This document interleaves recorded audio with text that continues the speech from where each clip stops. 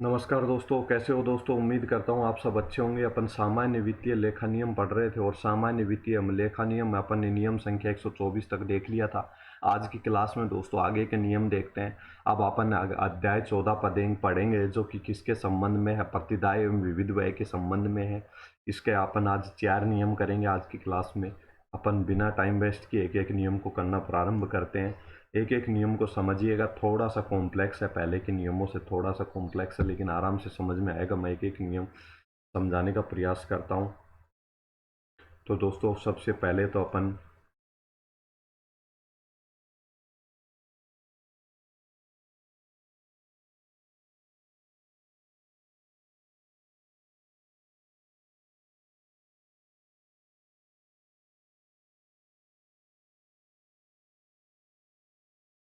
दोस्तों सबसे पहले अपना क्वेश्चन क्या बनता है, अध्याय 14 किससे से संबंधित है।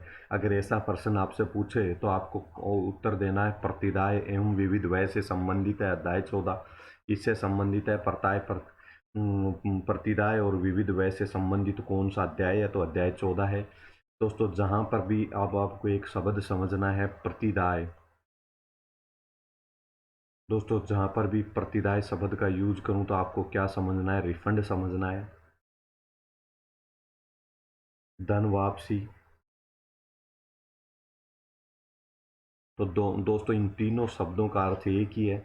जहाँ भी आपको क्वेश्चन पेपर में भी अगर प्रतिदाय शब्द का यूज करे और प्रतिदाय शब्द मिले तो आपको वहाँ पे क्या समझना है कि रिफंड की बात कर रहा है। तो प्रतिदाय, रिफंड, धन वापसी तीनों से एक दूसरे के क्या है, पर्यायवाची हैं। तो प्रतिदाय एवं विविध व्यय, तो अब आपसे क्वेश्चन पूछ सकता है प्रतिदाय एवं विविध व्यय से संबंधित कौन सा अध्याय है, तो अध्याय 14 है। अध्याय 14 किससे संबंधित है ऐसा पूछे तो प्रतिदाय एवं विविध व्यय से संबंधित है। अब अपन इसका एक एक नियम पढ़ते हैं। नियम संख्या 252। दोस्तों नियम संख्या 252 क्या कहता है, विविध व्यय के संबंध में है, किसके संबंध में है। आपसे क्वेश्चन पूछ सकता है सीधा उठा के कि दो नियम संख्या 252 किससे संबंधित है, तो आपको टिक करना है विविध व्यय से संबंधित है। या आपसे क्वेश्चन पूछ सकता है विविध व्यय से संबंधित कौन सा नियम है, नियम संख्या 252 ऑप्शन दे सकता है, नियम संख्या 253, नियम संख्या 254, नियम संख्या 255, ऐसे आपको ऑप्शन दे के भी पूछ सकता है। तो आपको नियम संख्या 252 टिक करना है, किससे संबंधित है, विविध व्यय से संबंधित है। अब विविध व्यय कौन से होते हैं इनकी परिभाषा समझेंगे। तो दोस्तों वेतन भत्ते, जो सरकारी कर्मचारियों को वेतन दिया जाता है उनको भत्ते दिए जाते हैं। पेंशन, रिटायर कर्मचारियों को राज्य सरकार के द्वारा पेंशन दी जाती है तो पेंशन। अनुदान, दोस्तों अनुदान क्या होता है, जो जो अभी अपन सब्सिडी को अनुदान कह सकते हैं। जो किसको दिया जा रहा है, जो वर्तमान समय में सिलेंडर कर दिया गया है, गहलोत सरकार ने 500 रुपये सिलेंडर करने की बात कही है तो वो अनुदान है। सहायता, सहायता किसानों को जो आर्थिक सहायता मोदी सरकार के द्वारा दी जा रही है, 10,000 रुपये मिलते हैं वार्षिक, तो वो एक तरह से क्या कहलाती है, सहायता। तो ये सरकारों के जो सामान्यतः व्यय होते हैं उन सब व्ययों को छोड़कर जो भी व्यय होंगे वो विविध व्यय कहलाएंगे। तो वेतन भत्ते, पेंशन, अनुदान और सहायता। और सरकार के खर्चे किस कार्य में होते हैं, निर्माण कार्य में। सहायता निर्माण, भवन, पुल, सड़क आदि का निर्माण कार्य सरकार के द्वारा किए जाते हैं तो निर्माण भी सरकार का सामान्य कार्य आता है। मशीनरी, दोस्तों सामान्यतः सरकारी ऑफिस में कंप्यूटर मिलता है।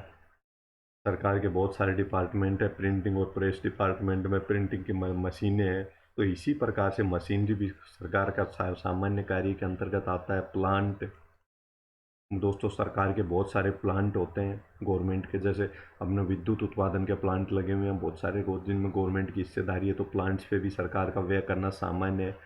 और आकस्मिक व्यय,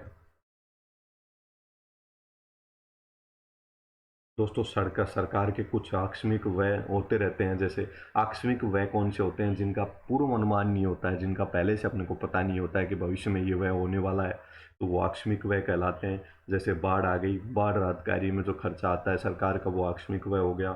अकाल पड़ना, सूखा पड़ना, ये सब आकस्मिक व्यय आते हैं। किसी अन्य आग लगना, किसी अन्य दुर्घटना के कारण आकस्मिक व्यय जो होते हैं वो भी सरकार के सामान्यतः चलते रहते हैं। तो इनसे भिन्न से भिन्न, यानी कि जो अपन ने जो ऊपर ये पॉइंट लिखे हैं, इन पॉइंटों से अलग अगर कोई भी व्यय है तो वो कैसा व्यय कहलाएगा? विविध व्यय कहलाएगा।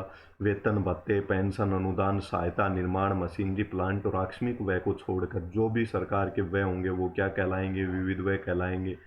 अपन ने विविध व्यय की परिभाषा देख ली। अब एक पॉइंट तो यही था इस नियम के अंतर्गत। अब दूसरा पॉइंट देखेंगे इस नियम में क्या दे रखा है। दूसरा पॉइंट है दोस्तों, विविध व्ययों के लेखा करने, विविध व्ययों का खर्च का बिल पास पारित करने, विविध व्ययों का भुगतान करने के संबंध में कौन से नियम लागू होते हैं? तो विविध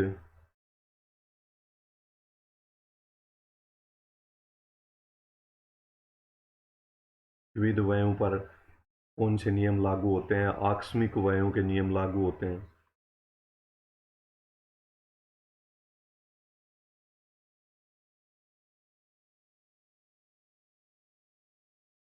तो दोस्तों, अब अपन ने नियम संख्या 252 पढ़ा। 252 में दोस्तों क्या क्या क्वेश्चन बनेंगे आपको, अपन उस हिसाब से एक एक क्वेश्चन देखते हैं। नियम संख्या 252 किससे संबंधित है? तो दोस्तों आपसे पूछ सकता है विविध व्यय से। ऐसे भी पूछ सकता है विविध व्यय से संबंधित नियम कौन सा है? तो नियम संख्या 252, विविध व्यय के अंतर्गत निम्नलिखित में से कौन सी मद शामिल होती है?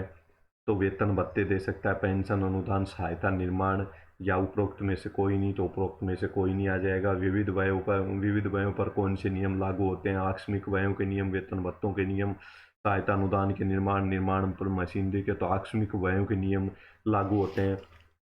तो नियम संख्या 252 अपन ने किया विविध व्ययों के संबंध में। अब दोस्तों नियम संख्या 252 का आप स्क्रीनशॉट ले लीजिए। एक स्लाइड तो ये है नियम संख्या 252 की, दूसरी स्लाइड ये है।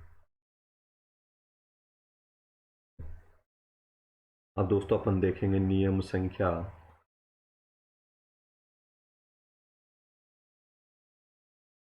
253। तो दोस्तों नियम संख्या 253 किससे संबंधित है? प्रतिदायों,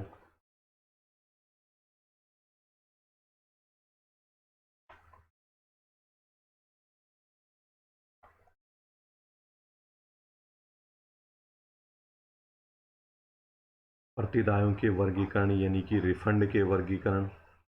दोस्तों किसके वर्गीकरण?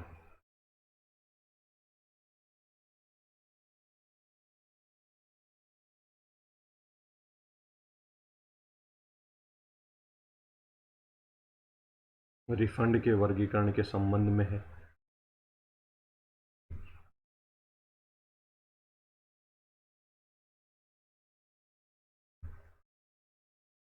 तो प्रतिदायों के वर्गीकरण के संबंध में अब क्या क्या पॉइंट आपसे नियम संख्या पूछ सकता है कि प्रतिदायों के रिफंड का वर्गीकरण किस नियम में किया गया है? तो नियम संख्या 252, नियम संख्या 253, नियम संख्या 254 ऐसे ऑप्शन दे सकता है। तो प्रतिदायों के वर्गीकरण से संबंधित कौन सा नियम आप याद रखना? नियम संख्या 253। अब इसमें क्या क्या बातें लिखी हुई हैं वो अपन देखेंगे। प्रतिदायों का वर्गीकरण, यानी कि प्रतिदाय की रिफंड किसको दिया जाएगा?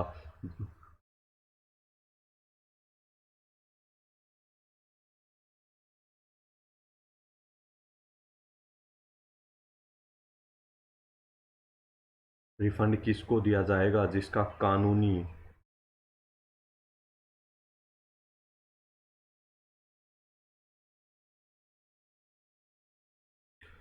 कानूनी हक हो उसको ही रिफंड दिया जाएगा। दोस्तों अपन ने ये देखा, कानूनी हक होगा उसी को रिफंड दिया जाएगा।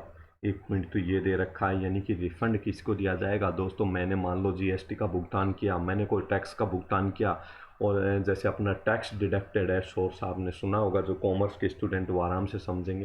दूसरे स्टूडेंट के लिए मैं बताऊं, जो भी गवर्नमेंट कर्मचारी होता है तो उनका टैक्स पहले ही काट लिया जाता है, चाहे उनको टैक्स के दायरे में आते हैं या नहीं आते, लेकिन सैलरी में से काट के दिया जाता है। जो टैक्स के दायरे में नहीं आते उनको रिफंड कर दिया जाता है जो टैक्स के दायरे में आते हैं उनका पेमेंट कट जाता है। तो दोस्तों जो रिफंड के दायरे में आते हैं तो उनको वापस कर दिया जाता है। तो रिफंड किसको दिया जाएगा? जो कानूनी हकदार हो। ठीक है, पहला पॉइंट आपको समझ में आ गया होगा। अब दूसरा पॉइंट देखते हैं।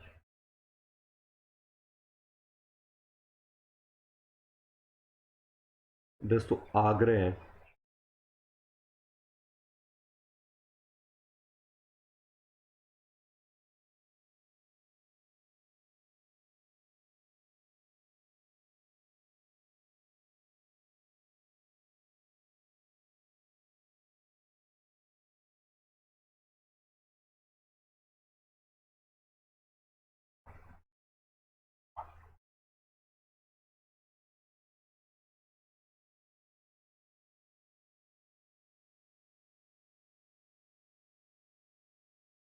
दोस्तों आग्रह पूर्वक मांगे गए रिफंड के लिए कानूनी रूप से बाध्य नहीं है, आप समझिएगा। दोस्तों कोई कर्मचारी अपने पास आके को मान लीजिएगा कोई कर्मचारी गिड़गिड़ाने कोई भी व्यक्ति आपके पास आके गिड़गिड़ा करता है, आग्रह करता है कि प्लीज़ मुझे कुछ रिफंड दे दीजिएगा, फीस में से कुछ छूट दे दीजिएगा, या अन्य कोई मामला है, बिजली बोर्ड में बिल जमा कराने जाता है और 500 रुपये का उसका बिल है, तो वो वहाँ पे जाके रिक्वेस्ट करता है कि साहब 500 में से 200 वापस दे दीजिएगा, तो दोस्तों कानूनी रूप से बाध्य नहीं है। आग्रह पूर्वक मांगे गए रिफंड के लिए वो कानूनी रूप से बाध्य नहीं है कि उसको देना ही पड़ेगा। आग्रह किया है तो ऐसा नहीं है, आग्रह पूर्वक किए गए रिफंड के लिए बाध्य नहीं है, कानूनी रूप से बाध्य नहीं है। यानी कि आग्रह करने से कोई रिफंड प्राप्त नहीं होगा, अगर वो कानूनी रूप से हकदार होगा तो ही उसको रिफंड प्राप्त होगा। अब दोस्तों राजस्व रिफंड, अब दोस्तों रिफंड, अब आप एक नियम समझिएगा राज्य सरकार का। नियम क्या है, व्यय करना है दोस्तों राज्य सरकार को, और क्या हुई है, आय हुई है। तो दोस्तों मान लीजिएगा किसी डिपार्टमेंट में, किसी कार्यालय में, किसमें कार्यालय में क्या खरीदना है, फर्नीचर, फर्नीचर क्रय करना है किसी कार्यालय के लिए, और उसी कार्यालय में रिफंड के रूप में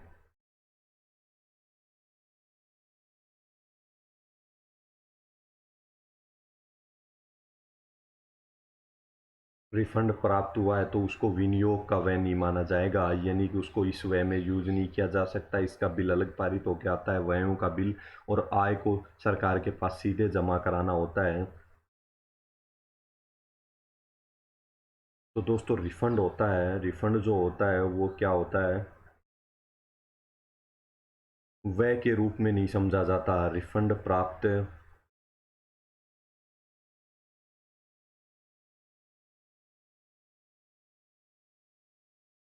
दोस्तों राजस्व जो प्राप्त हुआ था राज्य सरकार को, और उसमें से कुछ उन्होंने रिफंड करना पड़ा, कुछ अधिक राजस्व प्राप्त हो गया था और वो वापस रिफंड करना पड़ा, तो दोस्तों व्यय थोड़ी है ये, खर्चा थोड़ी है ये, तो अधिक प्राप्त हो गया तो वो वापस दिया गया, तो रिफंड को व्यय नहीं समझा जाएगा। तीसरा पॉइंट ये है।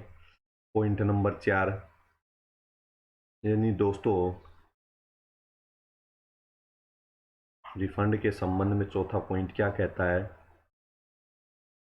राजस्व,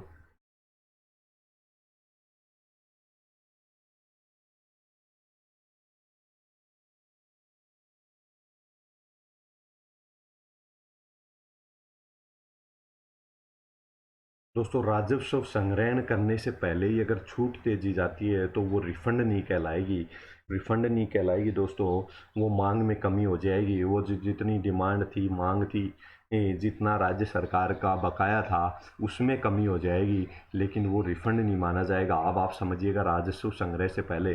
दोस्तों मेरे को एक बात बताइएगा, आप मेरे पास कोई किसी चीज़ के पैसे जमा कराने आते हैं, और मैं आज जमा कराने से पहले ही मैं आपको कुछ पैसे वापस दे देता हूँ उसमें से, तो दोस्तों वो रिफंड थोड़ी कहलाएगा। मैं रात मेरे पास कुछ पैसे जमा कराने आते हैं, मान लीजिए अगर मैं आपको छूट दे देता हूँ कि चलो आप 15,000 रुपये में से 13,000 रुपये जमा करा दीजिए, 2,000 रुपये की छूट दे दी, तो दोस्तों वो वापसी थोड़ी होगी, मैंने रिफंड थोड़ी किया है आपको, आपको मैंने केवल छूट दे दी, तो वो वापसी नहीं है, छूट वापसी नहीं है। तो राजस्व संग्रहण करने से पहले ही गवर्नमेंट ने कि मान लो कर में छूट दे दी, अगर भाई इतने परसेंट सभी को छूट दे जाती है, जिन जिन का भी जैसे जिस प्रकार से अपन अपने अभी आपने सुना होगा गहलोत सरकार ने कुछ किसानों का ऋण माफ़ किया था, तो जिन किसानों का ऋण माफ़ किया था गहलोत सरकार ने, तो उनको छूट दी थी कि जिस भाई की जिस किसान के 50,000 रुपये तक के इनके ऋण माफ़ किए जाते हैं, तो जो माफ़ कर दिए गए तो बैंक ने उनको रिफंड थोड़ी किया था, कि उन्होंने ऋण जमा करा दिए थे, तो जमा कराने के बाद ही रिफंड माना जाएगा। उससे पहले अगर माफ़ी की गई तो रिफंड नहीं माना जाएगा और मांग में कमी माना जाएगा। तो राजस्व संग्रहण से पहले छूट कहलाएगी, वापसी नहीं कहलाएगी। तो अपना पॉइंट नंबर 4 हो गया। तो दोस्तों नियम संख्या 253 आपको मैंने समझाया। नियम संख्या 253 किससे संबंधित है, तो आप बताएंगे प्रतिदायों का वर्गीकरण से संबंधित है। रिफंड प्रतिदायों का अर्थ क्या होता है? रिफंड, रिफंड कानूनी हक नहीं होता है। रिफंड जिसका कानूनी हक होगा उसी को रिफंड दिया जाएगा। कोई आग्रह करेगा हाथ जोड़ के रिफंड दे दो, तो ऐसे रिफंड नहीं मिलेगा। जिसका हक है उसी को मिलेगा। रिफंड प्राप्त किया गया है तो रिफंड किया गया है तो उसको खर्चा थोड़ी माना जाएगा। रिफंड प्राप्त किया है तो अधिक प्राप्त हुआ था तभी तो रिफंड कर रहे हैं, या फिर छूट दी गई थी तभी तो रिफंड कर रहे हैं। तो वह खर्चा थोड़ी है, वह नहीं माना जाएगा रिफंड। और रिफंड राजस्व संग्रहण से पहले, अपन ने प्राप्त करने से पहले ही किसी को कुछ पैसे की छूट दे दी, तो जो पैसा प्राप्त ही नहीं किया उसको रिफंड कैसे करेंगे? तो रिफंड क्या होगा? राजस्व संग्रह से पहले छूट माना जाएगा, वापसी नहीं माना जाएगा। अगर रिफंड छूट दी जाती है तो वो वापसी नहीं मानी जाएगी। तो ठीक है सब, नियम संख्या 253 आपने समझा। नियम संख्या 253 के एक एक पॉइंट का स्क्रीनशॉट ले लें। सरल भाषा में लिखा हुआ है, आपको वैसे भी समझ में आ जाएगा। नियम संख्या 153 का आप स्क्रीनशॉट ले लें, चारों पॉइंट का जो अभी समझाएं।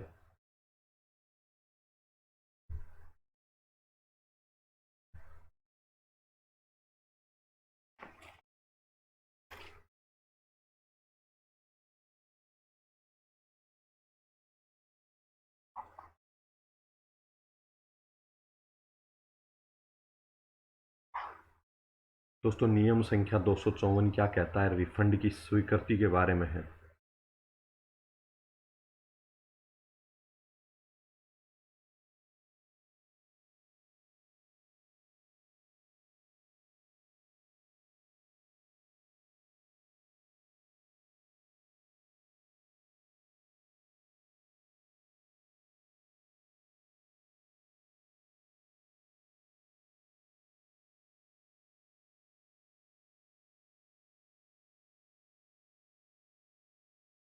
दोस्तों रिफंड की स्वीकृति के बारे में अपना नियम संख्या 254 है। ये क्या कहता है कि दोस्तों जो स्वीकृति जारी की गई है रिफंड की, और दोस्तों रिफंड की स्वीकृति जारी की गई है तो उसकी कॉपी किसको भेजी जाएगी? बिल के साथ।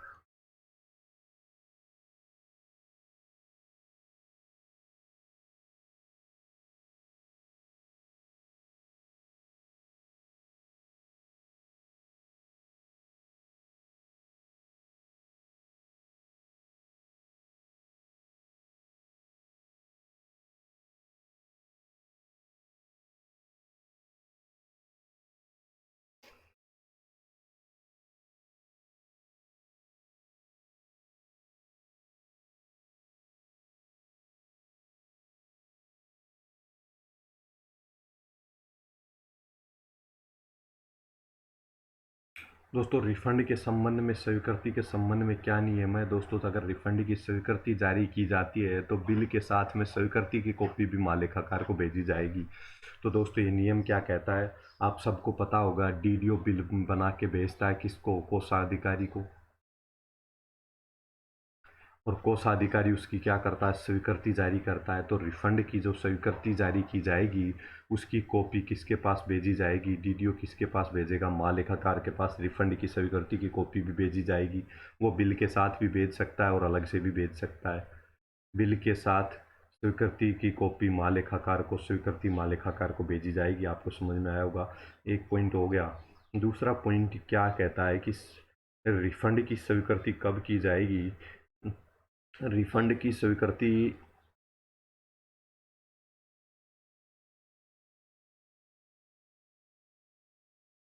दोस्तों रिफंड की स्वीकृति कब की जाएगी?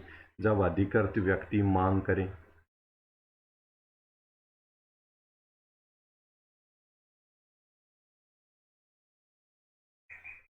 दोस्तों कोई भी पैसा है अगर रिफंड करने की जब तक अगला व्यक्ति मांग नहीं करेगा, सरकार से रिफंड प्राप्त करने की मांग ही नहीं करेगा, तो दोस्तों उसको रिफंड नहीं किया जाएगा। तो अधिकृत व्यक्ति के मांगने पर ही रिफंड की स्वीकृति दी जाएगी। इस स्वीकृति के अधिकृत व्यक्ति मांग करे। दूसरा, स्वयं में कि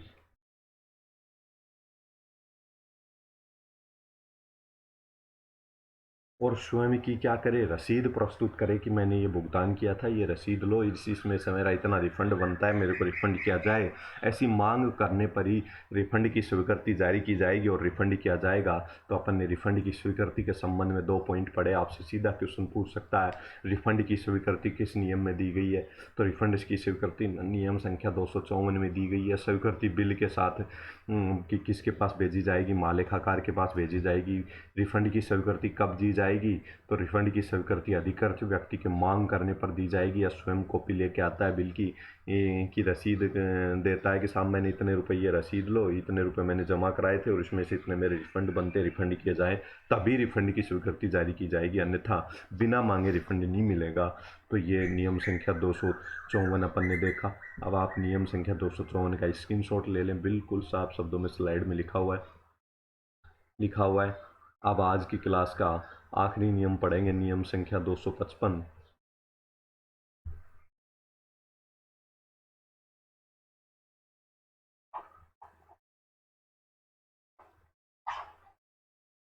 तो दोस्तों ये नियम संख्या 255 क्या कहता है?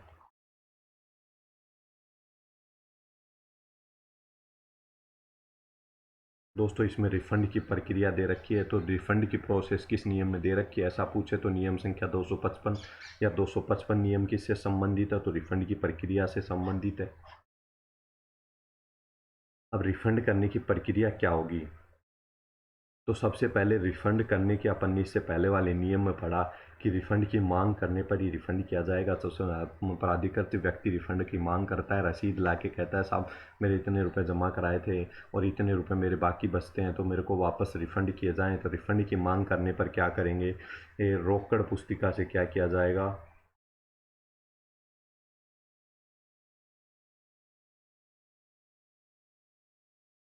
रोकड़ पुस्तिका से मिलान किया जाएगा, किसका? रसीद से मूल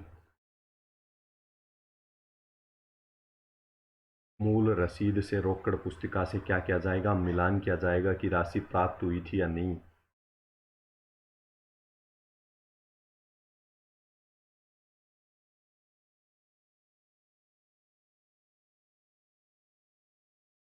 प्राप्तकर्ता ये मिलान करके बताएगा कि राशि प्राप्त हुई थी या नहीं। फिर क्या करेगा?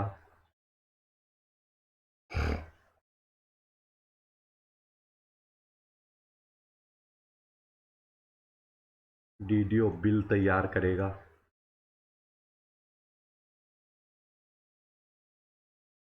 डीडीओ क्या करेगा? बिल तैयार करवाएगा।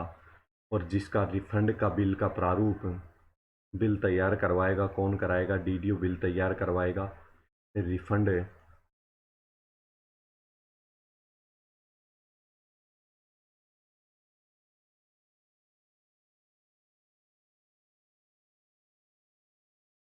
रिफंड के बिल का प्रारूप किस में दे रखा है? तो GS100 में दे रखा है। दोस्तों ये जो GS100 है ये क्या है? सिस्टम जनरेटेड, यानी कि कंप्यूटर सिस्टम से जनरेट किया जाने वाला बिल का नया प्रारूप दे रखा है। इसमें न्यू प्रारूप है ये। पहले ये 117 में हुआ करता था, अब कंप्यूटर सिस्टम चल गया। आजकल सभी ऑफिसों में तो कंप्यूटर के आधार पर नया फॉर्मेट तय किया गया है कि इस प्रारूप में बिल तैयार किया जाएगा। Automatic computer system generated bill का प्रारूप दे रखा है GS100 के अंतर्गत। तो रिफंड के बिल का प्रारूप। और अगर दोस्तों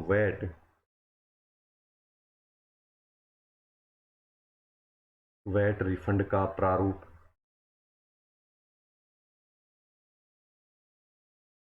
GS100A में दे रखा है। तो दोस्तों अब अपने को पहले इस पेज पे जो 2 पॉइंट्स लिखे हैं उनको समझेंगे। तो सबसे पहले आपको याद होना चाहिए नियम संख्या 255 किससे संबंधित है? रिफंड की प्रक्रिया से संबंधित है। रिफंड की प्रक्रिया कैसे होगी? इससे पहले वाले अपन ने नियम में देखा था कि रिफंड के लिए संबंधित व्यक्ति क्या करेगा? मांग करेगा, रसीद ला के देगा कि साहब मेरे को ये पैसे जमा कराए थे और इसके इतने रुपये रिफंड बनते। तो पहले क्या करेंगे? अब उस रसीद से, मूल रसीद से क्या करेंगे? रोकड़ पुस्तिका से क्या करेंगे? मिलान करेंगे, राशि जमा कराई गई थी या नहीं कराई गई थी, मिलान करेंगे। मिलान करने के बाद क्या करेगा? डीडीओ बिल तैयार करेगा। बिल तैयार कर किस किस प्रारूप में तैयार किया जाएगा? तो GS100 के प्रारूप में, जो सिस्टम जनरेटेड प्रारूप है, नया फॉर्मेट है, उसमें बिल तैयार करेगा। वैट का फॉर्मेट किस में दे रखा है? वैट रिफंड का प्रारूप अलग से दे रखा है, वो GS100A में दे रखा है। अब आगे अपन समझते हैं।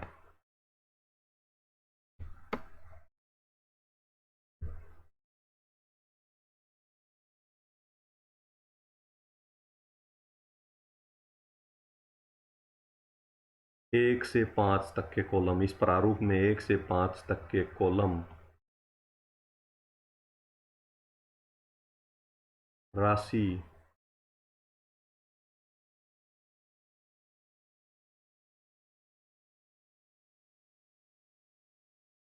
राशि प्राप्त करता भरेगा। 1 से 5 तक के कॉलम दोस्तों कौन भरेगा? ये जो अपन ने अभी प्रारूप देखा, जो G100 के अंतर्गत प्रारूप दे रखा है, उसमें 1 से 5 तक के कॉलम तो राशि प्राप्त करने वाला भरेगा। कॉलम संख्या 4 और 5 को फिर जैसे ये बिल यहाँ से तैयार होके कहाँ जाएगा? कोषागार में। कोषाधिकारी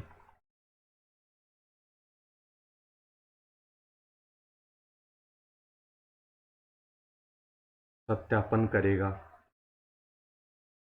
4 और 5 के कॉलम का कोषाधिकारी क्या करेगा? सत्यापन करेगा। और कॉलम संख्या 6 में क्या कर देगा? अपने हस्ताक्षर करेगा। और जैसे ही हस्ताक्षर करेगा बिल पारित हो जाएगा। बिल पास हो जाएगा। तो बिल पारित करने की प्रक्रिया अपन ने देखी। इससे पहले डीडीओ क्या करेगा? डीडीओ प्रारूप में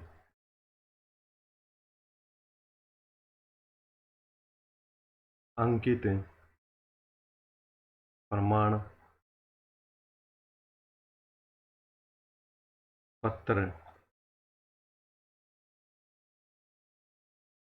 पर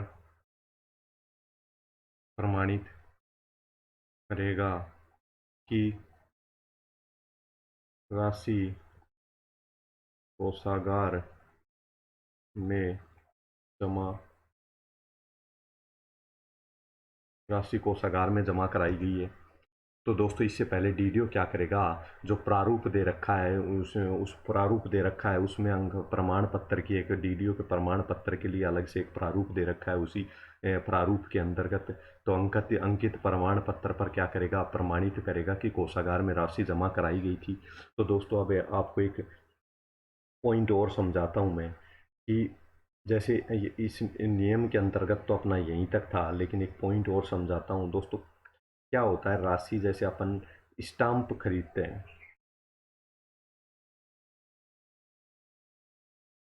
या कोई भी सरकार का राजस्व होता है, तो राजस्व कौन करता है? संग्रहकर्ता विभाग।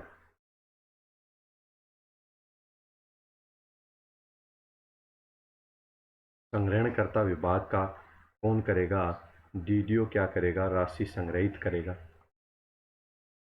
और उसके बाद कहाँ जमा होती है? कोषागार में। तो डीडीओ से ये प्रमाण पत्र इसलिए लिया जाता है कि डीडीओ को जो राशि प्राप्त हुई उसने अपनी कैश बुक से, अभी अपन ने पहले एक पॉइंट देखा था, कैश बुक से मिलान कर लिया कि हाँ मेरी राशि प्राप्त हुई। तो उसके बाद ये डीडीओ ये भी प्रमाणित करके भेजेगा इस प्रारूप के अंदर कि राशि उसने कोषागार में जमा कराई थी, ये प्रमाण पत्र करेगा। फिर उसको कोषाधिकारी उसको चेक करके और उस पर हस्ताक्षर कर देगा, कि सत्यापित करेगा, उसको वेरीफाई करेगा कि हाँ वास्तव में राशि प्राप्त हुई थी और इसका रिफंड बनता है, ये वेरीफाई करके और कॉलम नंबर 6 में हस्ताक्षर कर देगा तो बिल पारित हो जाएगा। तो नियम संख्या 255 तक अपन ने देखे। अब आपको दोस्तों एक एक नियम समझाया आराम से। अब आप एक एक नियम की का स्क्रीनशॉट ले लें। तो दोस्तों नियम संख्या 55 का आप स्क्रीनशॉट ले लें, पेज संख्या 1,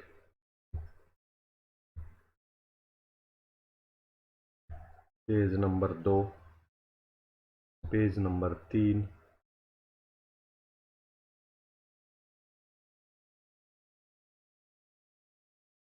दोस्तों एक पॉइंट और मिस रह गया था, वैसे इतना महत्वपूर्ण है नहीं लेकिन मैं आपको फिर भी समझा देता हूँ। उसी पेज पे समझाना पड़ेगा जिस पे अपन ने लास्ट में काम किया था। तो दोस्तों हाँ ये अपन देख रहे थे। अगर दोस्तों यहाँ से मान लो कोई सिग्निफिकेंट कोई महत्वपूर्ण कमी रह जाती है कि इसने व्यक्ति ने पैसे बिल जमा कराया, रसीद जमा कराई या नहीं कराई, कोई महत्वपूर्ण प्रूफ नहीं मिलता है, सबूत नहीं मिलता है, तो उससे क्या प्राप्त कर लिया जाएगा? बॉन्ड। बॉन्ड भरवा लिया जाएगा कि अगर राशि आपको प्राप्त हो गई, पहले पहले ये राशि रिफंड जो प्राप्त होना है वो प्राप्त हो चुका है, तो आपको अगर दोबारा से रिफंड प्राप्त हो गया तो आप वापस लौट आएंगे, वापस लौटाने का उससे बॉन्ड प्राप्त कर लेंगे। ठीक है दोस्तों, तो आज की क्लास में इतना ही। आगे की क्लास में देखेंगे कल। धन्यवाद दोस्तों।